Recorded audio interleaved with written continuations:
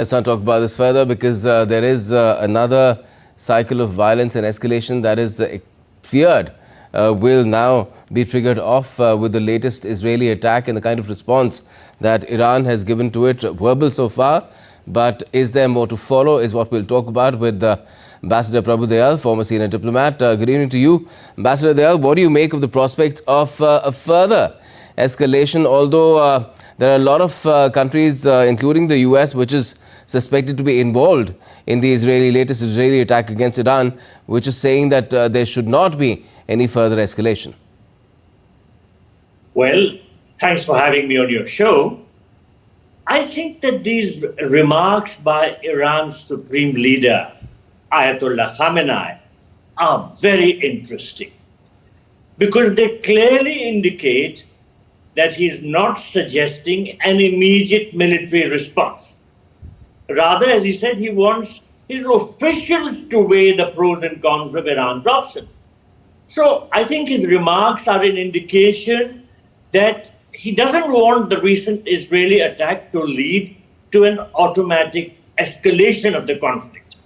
And very significantly, he said that the evil committed by the Zionist regime should neither be downplayed nor exaggerated, which means that people should not start jumping to conclusions.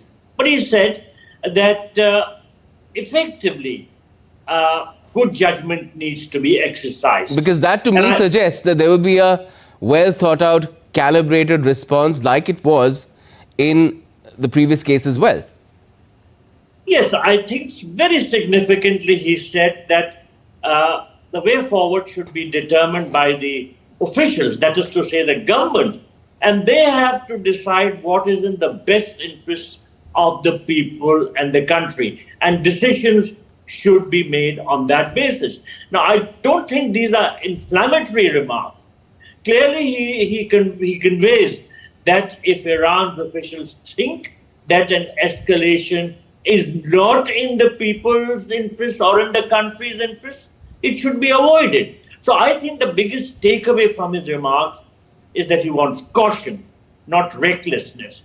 And he's also conveying that Iranian officials should not come under any sort of pressure to counterattack. Now, I may mention that a debate is going on inside Iran on what should be the country's response to these recent Israeli attacks. And there are some in Iran who feel that the Israeli attacks warrant a military response, for otherwise Iran would be seen as weak if it doesn't do anything. Some others feel that Israeli attacks were rather limited and that they didn't cause too much damage, as the government has said.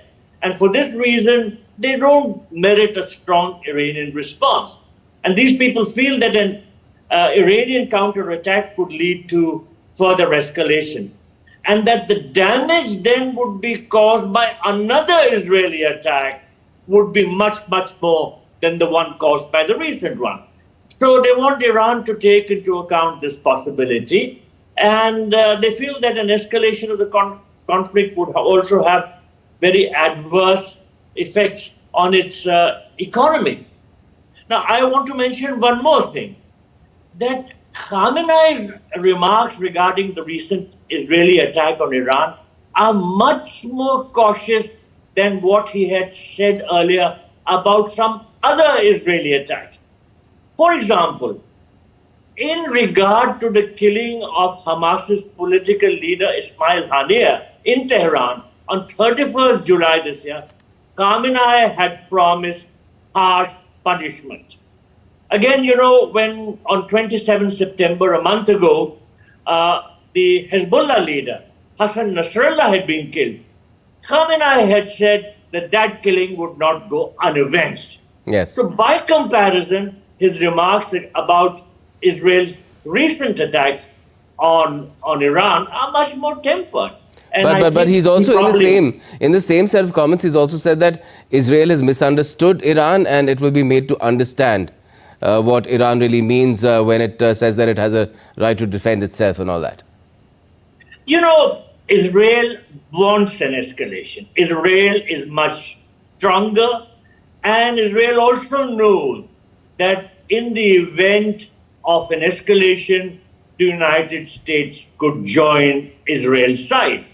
So it feels that since it is so much stronger, it is better placed to handle an escalation, and it would rather be in that situation when it attacks Israel. Do you think that even in his statement today after the attack, the Israeli Prime Minister Benjamin Netanyahu, he said that the attack was precise and very effective, but did he also imply the involvement of the US?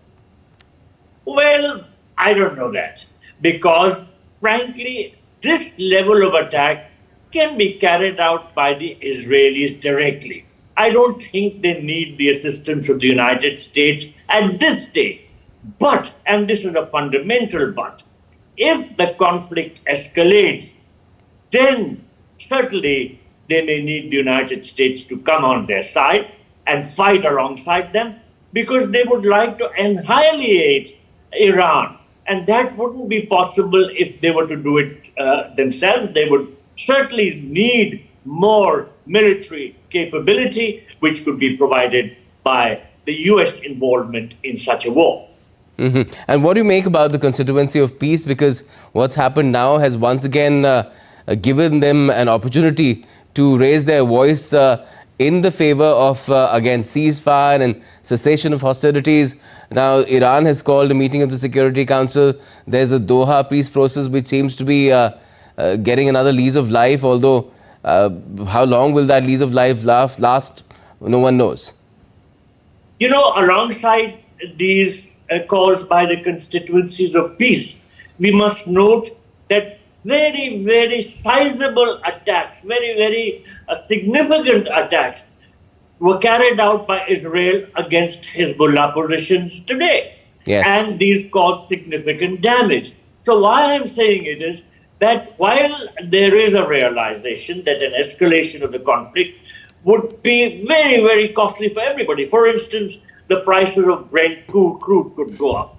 Then, for instance, as far as workers from India are concerned, if there's an escalation of the conflict and if there's a widening of the conflict area, then our expatriate workers could be impacted also. So there are heavy costs for everybody. And that is why there are calls for peace. But it is for Israel to decide how much it wants to escalate. I think Iran has sent the right signal that it doesn't want an escalation at this stage, and that the supreme leader saying that the government should decide, or rather the officials should decide, shows that he is not asking his government to come under pressure to escalate.